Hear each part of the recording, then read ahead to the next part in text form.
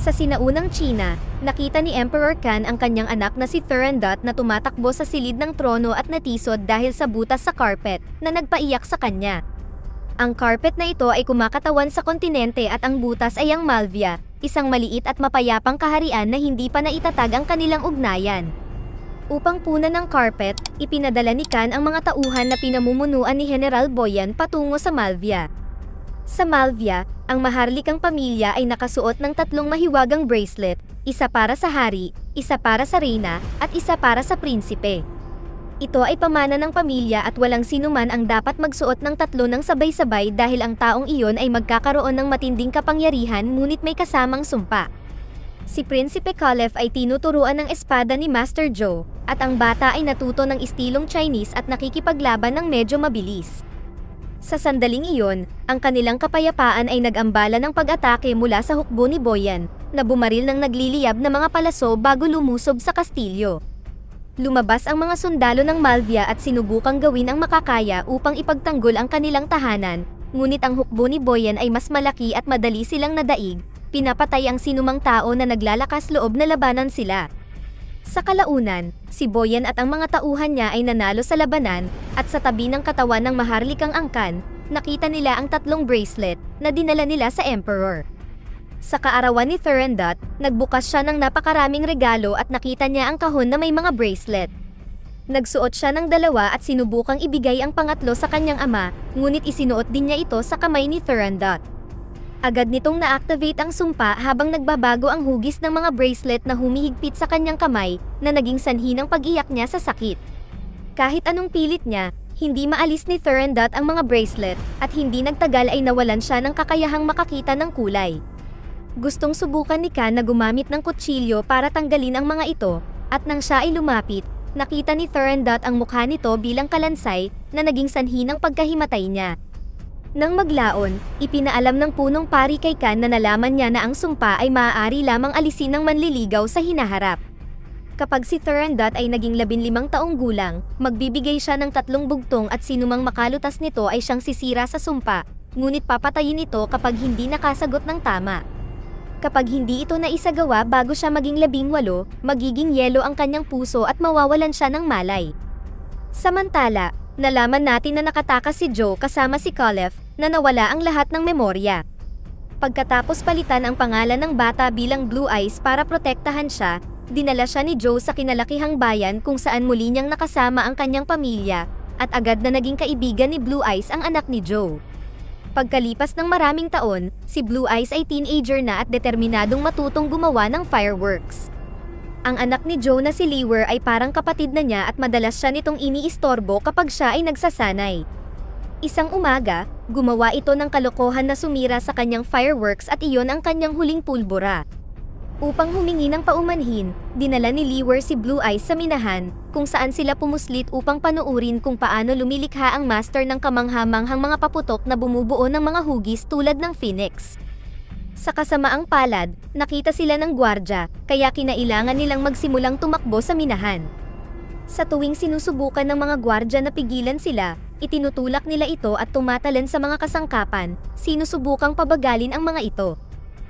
Muntik na silang maabutan ng gwardya, ngunit ang fireworks master ay naghagis ng ilang sparks sa mga gwardya, na nagpahintulot sa 2 na makatakas sa pamamagitan ng nakatagong lagusan. Sa palasyo, sinuri ni Boyan si Thurandot, na napakaganda na ngayon ngunit malamig na prinsesa. Gusto ni Kan na sanayin siya ni Boyan, kaya walang pagpipilian si Thurandot kundi labanan siya.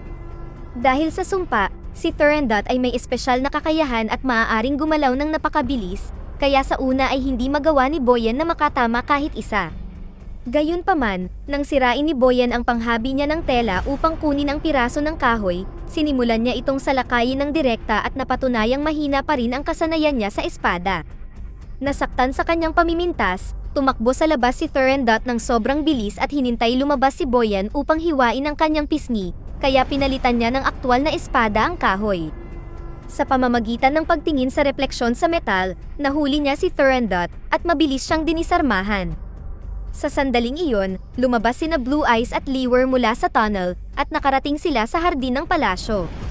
Nang makitang inatake ni Boyan si Thurendot, nagkamali ng pag-unawa si Blue Eyes sa sitwasyon at lumapit upang ipagtanggol ang prinsesa gamit ang kanyang espada.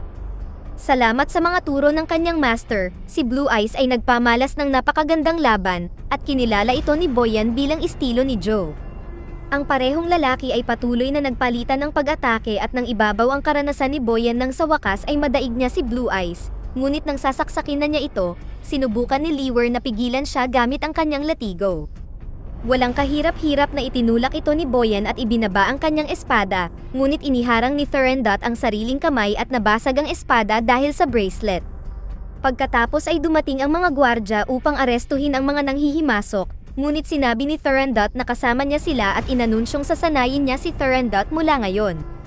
Di nagtagal, ang dalawang kabataan ay nagsimulang magsanay araw-araw gamit ang kanilang mga espada at lumago ang ugnayan sa pagitan nila. Si Thurendot ay labis na humahanga kay Blue Eyes dahil kaya niyang makipagsabayan sa kabila ng sumpa. Isang hapon habang nagsasanay sila sa paligid ng palasyo, aksidenteng nahawakan ni Blue Eyes ang bracelet at laking gulat niya nang makita ang pangitain ng pagsalakay sa kanyang sariling bayan, bagamat hindi pa niya alam sa ngayon kung ano ang ibig sabihin nito. Samantala, hiniling ni Boyan sa punong pari na gawin siyang napakalakas. Sa maliit na lihim na lawa sa loob ng kuweba, sinubukan ng pari na magsagawa ng espesyal na ritual at nagsimulang takpan ng ginto ang katawan ni Boyan, ngunit hindi ito gumana at nawala ang ginto. Napaisip si Boyan kung kailangan niyang patayin si Khan para makakuha ng kapangyarihan, at sinabi ng pari na maaaring pakasalan na lang niya si Thurendot. Maya-maya, binisita ni Blue Eyes si Thurendot dahil namimiss niya ito, ngunit ngayon ay kabilugan ng buwan, ang siyang tanging gabi na dapat lumayo sa kanya. Nang pumasok siya sa silid, laking gulat niya nang makitang nakatali siya sa maraming piraso ng tela at sinimulan niyang putulin ang mga ito, hindi pinapansin ng kanyang babala na iwan siyang mag-isa. Ang mga bracelet ay bumabalot sa kanyang balat ng higit kaysa karaniwan at sa sandaling siya ay napaalaya. Ang mga mata niya ay nagbago, dahilan upang makita niya si Blue Eyes bilang isang kalansay. Di nagtagal, sinakop siya ng sumpa at ginawang sandata ni Thurendot ang tela upang salakayin si Blue Eyes, na taos-pusong nakipag-usap sa kanya habang hinaharangan ang kanyang sandata gamit ang espada. Ang mga salita niya ay nakatulong kay Thurendot upang bumalik sa sarili, ngunit nagalit siya dahil sinira niya ang patakaran at muntik ng mamatay, kaya sinabihan niya itong huwag nang babalik. Pagkalipas ng ilang araw, naging Royal Guard si Blue Eyes at bahagi ng koponan na nagpoprotekta kay Prinsipe Yuthong mula sa kaharian ng Lampo nang bumisita ito sa kanilang bayan para sa festival. Si Thurendot ay nakakulong pa rin sa palasyo, kaya pinanatili niyang abala ang sarili sa pamamagitan ng paggamit ng kapangyarihan sa mga panghabi upang maghabi ng mas mabilis. Maraming lalaki ang namatay na sumubok lutasin ang kanyang mga bugtong, ngunit iginiit ni Khan na subukan niya ang prinsipe na bagong dating. Bumalik sa bayan, sa wakas ay tapos na sa tungkulin si Blue Eyes kaya nag-enjoy siya sa festival kasama si Liwer at ang kaibigan niyang si Yuang.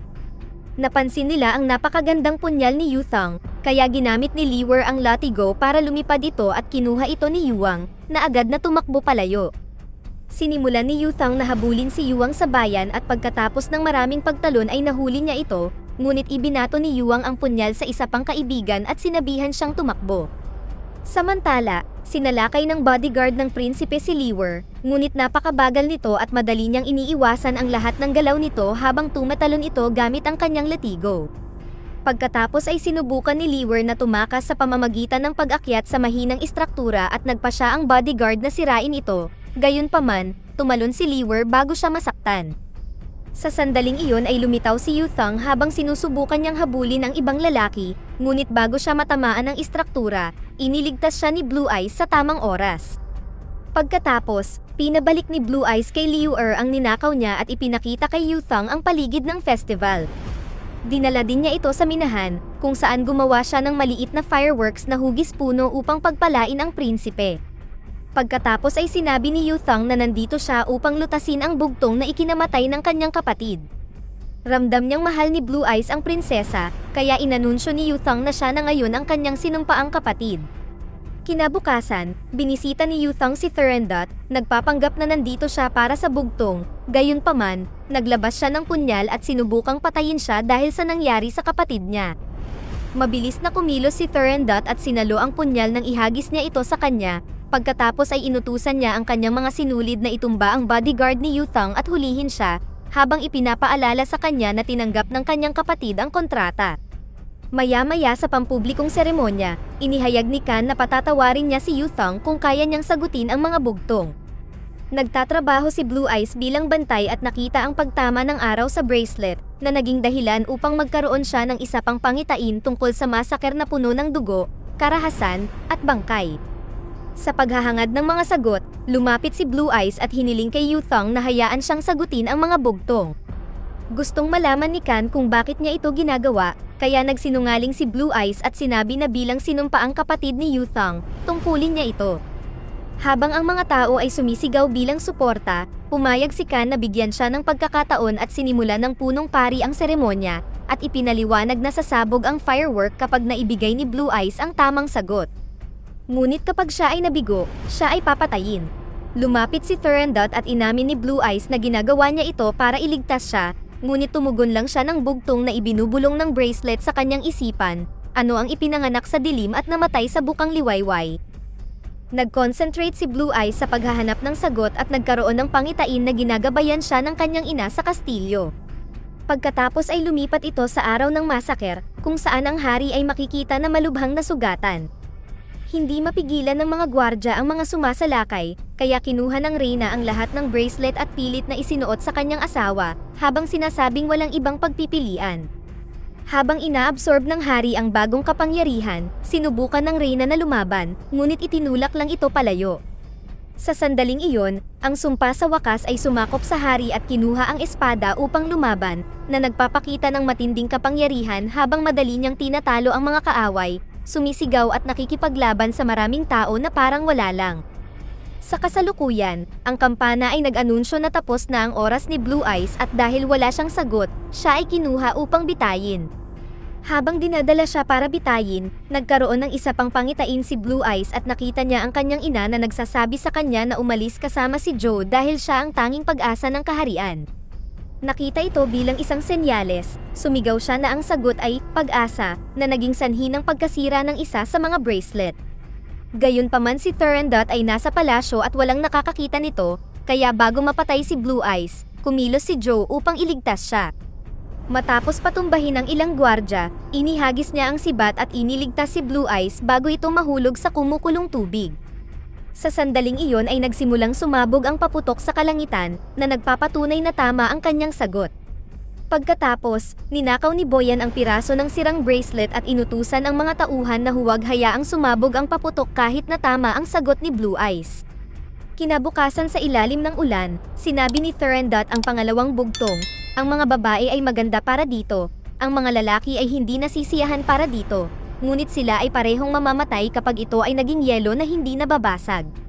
Nag-concentrate si Blue Eyes at ipinakita sa kanya ng isa pang pangitain na nakikita ng kanyang ama ang lahat bilang mga kalansay, dahilan upang mawalan siya ng kontrol hanggang sa mapatay niya ang sariling mga tauhan. Kinuha ni Joe ang maliit na si Caliph at lumapit ang reyna para protektahan sila, ngunit napatay siya ng hari. Muli, naubos ang oras at walang sagot si Blue Eyes. Siya ay nakatali sa poste at ang parusa ay 1,000 hiwa, kaya habang sinisimulan siyang saktan ng tagapagbitay, ang sakit ay naging dahilan upang magkaroon ng panibagong pangitain si Blue Eyes. Dahil sa pagkamatay ng reyna, natigilan ng hari at ang kombinasyon ng kalungkutan at pagkakasala ay naging dahilan upang mabali niya ang sariling espada at tapusin ang sarili. Sa kasalukuyan, ipinahayag ni Blue Eyes na ang sagot ay dugo, at ang isa pang bracelet ay mabilis na nabasag habang nasa palasyo. Sinubukan ng mga tagapaglingkod na magpaputok gamit ang palaso, ngunit dahil sa ulan ay nahulog lang ito sa lupa. Ang masama pa nito, dumating ang mga tauhan ni Boyan para pigilan silang magpaputok muli. Habang nagaganap ang away sa palasyo, inanunsyo sa seremonya na papatayin si Blue Eyes. Biglang sumigaw si Joe na ang ulan ay maaaring nakakagambala sa paputok, kaya nagpa siya si Boyan na labanan siya at dito nabunyag na magkapatid sila. Si Yuthang, ang kanyang bodyguard, si Liwer, at ang mga kaibigan niya ay tumulong sa pakikipaglaban sa mga gwardya upang harapin ni Joe si Boyan, na ginagamit ang special tricks ng kanyang espada upang mangibabaw. Sinubukan ni Liwer na puntahan si Blue Eyes, ngunit napakaraming mga gwardya at itinulak siya palabas ng platform. Hindi pinansin ni Joe si Boyan at nagpa siya na sumali sa paglaban sa mga gwardya upang iligtas si Blue Eyes, gayunpaman, nahuli si Liwer at napilitang tumigil ang lahat. Sa palasyo, ginamit ni Thurandot ang mahika upang patayin ang lahat ng mga sundalo, mabilis na iniligtas ang mga tagapaglingkod at nahanap ang palaso. Sa sandaling iyon, ininsulto ni Blue Eyes si Boyan, at naghagis ito ng espada bilang ganti, ngunit ang espada ay pinigilan ng mahika. Bumaba si Thurandot sa platform at inanunsyo na ibinigay ni Blue Eyes ang tamang sagot, kaya napalaya siya. Nang gabing iyon, sinabi ni Blue Eyes kay Joe na sa wakas ay naaalala na niya ang lahat, kaya pumayag siyang umalis sa kaharian na pumatay sa kanyang mga tao. Kinabukasan, nakahanda na sina Blue Eyes at Liwer sa kanilang mga kabayo, ngunit natagalan si Joe. Bigla silang pinalibutan ng mga tauhan ni Boyan, at hinabol sila sa malawak na lupain. Sa kalaunan ay nagpa siya si Blue Eyes na lumaban, ngunit sa sandaling nagsimula ang labanan, ang mga tauhan ni Boyan ay pinigilan ni Thurandot, dinisarmahan ang lahat ng mga sundalo at tinakot sila. Pagkatapos ay sinubukan din ni Blue Eyes na tumakas, ngunit hinarang ni Thurandot ang kanyang daan, dahilan upang mahulog siya. Nahuli ng mga tagapaglingkod si Liwer at pinalibutan si Blue Eyes ng kanilang mga kabayo, hinampas siya ng ilang beses upang sabihin ang kanilang dahilan. Nang humingi ng paliwanag si Thurandot, inamin ni Blue Eyes na pinagsisisihan niya ang pagtanggap sa kontrata ng bugtong at hinamon siya na makipaglaban. Sa ilang galaw lang, nadaig ni Thurandot si Blue Eyes at sinimulan niyang bigkasin ang huling bugtong. Maaari ka nitong bigyan ng kalayaan tulad ng maaari kang alapinan nito, sinindihan mo ang yelo ngunit kapalit ay lamig. Habang sinasamantala ni Blue Eyes ang pagkakataong makatakas sa kanyang pagkakahawak, humingi ng tulong si Thurandot, ngunit tumanggi siyang gawin ito at humakbang pasulong, na naging sanhi ng pagsaksak ng espada sa kanyang dibdib. Ibinulong ni Blue Eyes ang pangalan ni Thurandot bago nawalan ng malay, at biglang sumakit ang braso ni Thurandot. Pangalan pala niya ang sagot at nabasag ang bracelet, at nahimatay din siya. Nang sumugod ang mga tagapaglingkod upang tulungan siya, nagising si Thurandot at nawala ang pamumutla ng balat niya dahil sa wakas ay bumalik ang kulay sa kanyang mga mata, na nagpahintulot sa kanya na makita ang kagandahan ng kalikasan. Maya-maya, ginamot ng doktor ng kaharian si Blue Eyes at ipinaliwanag kay Khan na nakaligtas siya dahil nasa kanang dibdib ang kanyang puso. Dumating si Thurandot upang bisitahin siya at ibinalitang sa susunod na araw ang kanilang kasal, ngunit sinabi sa kanya ni Blue Eyes na alamin muna niya kung sino siya, kung hindi ay hindi siya magpapakasal sa kanya. Habang inutusan ni Khan ang mga tauhan upang tuklasin ang tunay na pagkatao ni Blue Eyes, nakakuha si Boyan ng piraso ng bawat bracelet at ibinigay ito sa punong pari, at itinapon ang mga ito sa maliit na lawa upang simulan ang ritual.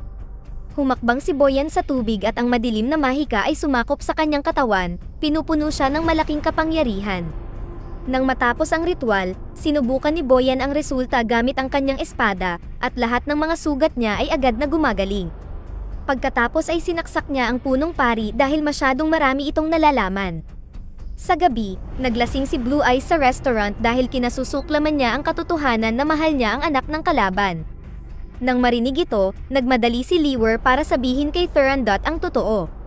Samantala, binisita ni Boyan si Joe para tanungin siya tungkol kay Blue Eyes. Tumangging magsalita si Joe at nagsimula ang laban, ngunit kahit ilang beses siyang saktan ni Joe, palaging naghihilom ang mga sugat ni Boyan. Desperado na mabuhay, tumakas si Joe sa pamamagitan ng bintana. Kasabay nito, ang punong pari ay dumating sa minahan upang humingi ng tulong. Makalipas ang ilang sandali, bumalik si Blue Eyes sa kanyang tahanan ngunit hinuli siya ni Boyan at ng mga tauhan nito.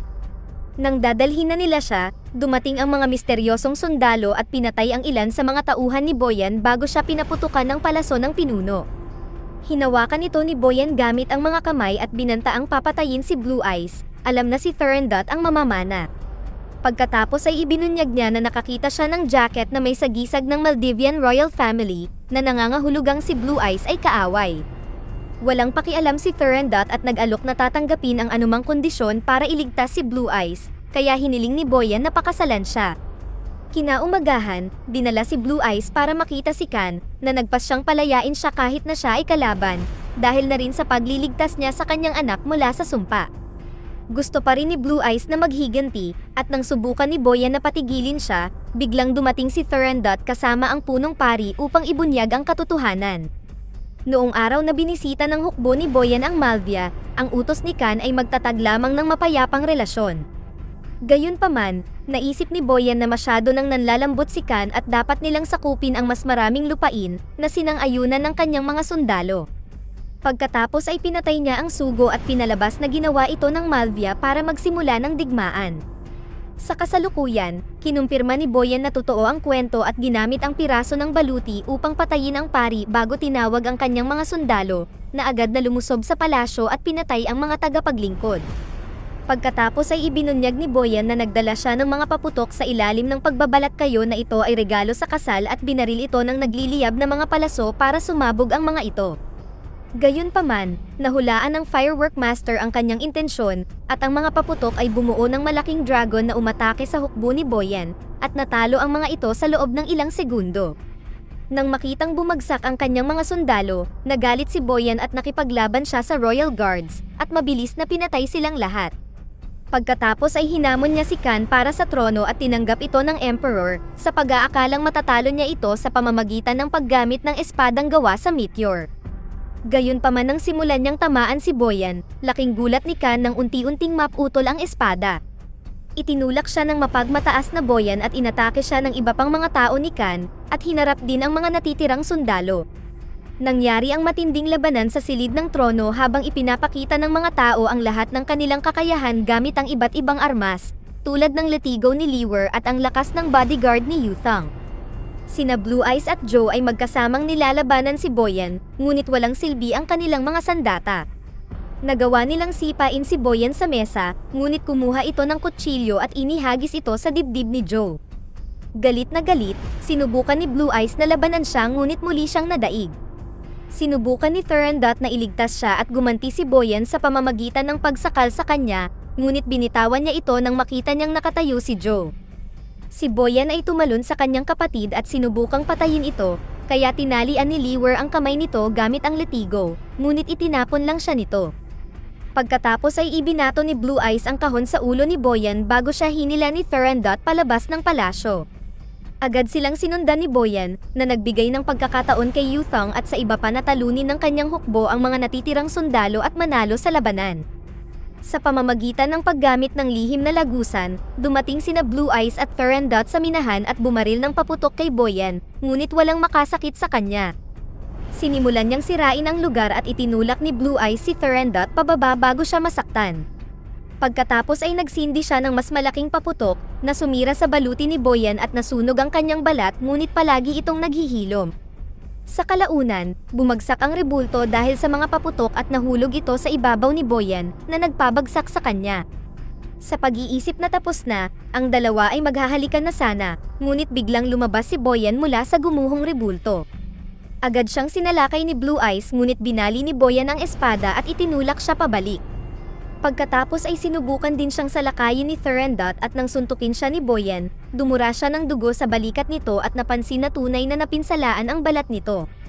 Habang lumilipad siya pabalik, ibinato niya kay Blue Eyes ang espada na natatakpan ng dugo, at sinalo niya ito habang siya ay dumudulas upang saksakin si Boyan. Salamat sa dugo, sa pagkakataong ito ay nahiwa siya ng espada na ikinagulat ni Boyan, at agad na nasunog.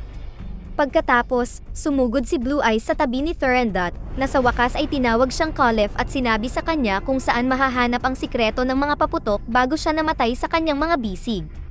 Kinabukasan, nagsimulang maglakbay si Caliph pabalik sa Malvia. Humihinto siya sa iba't ibang mga lungsod at palaging nagsisindi ng malalaki at magagandang paputok upang pagpalain ang mga mamamayan. Nang sa wakas ay nakabalik sa bahay upang muling itayo ang kanyang kaharian, naging hari si Caliph at nagdiwang na may higit pang mga paputok. Sa kanyang tabi, nakita niya ang kaluluwa ni Thurandot, na nagsindi rin ng firework bago nawala. Dito na nagtatapos ang ating kwento. Sana ay nagustuhan nyo, mag-subscribe na kung hindi ka pa nakasubscribe, pindutin na rin ang notification bell at like button upang matulungan ang channel, and leave a comment down below, and as always, thank you for watching.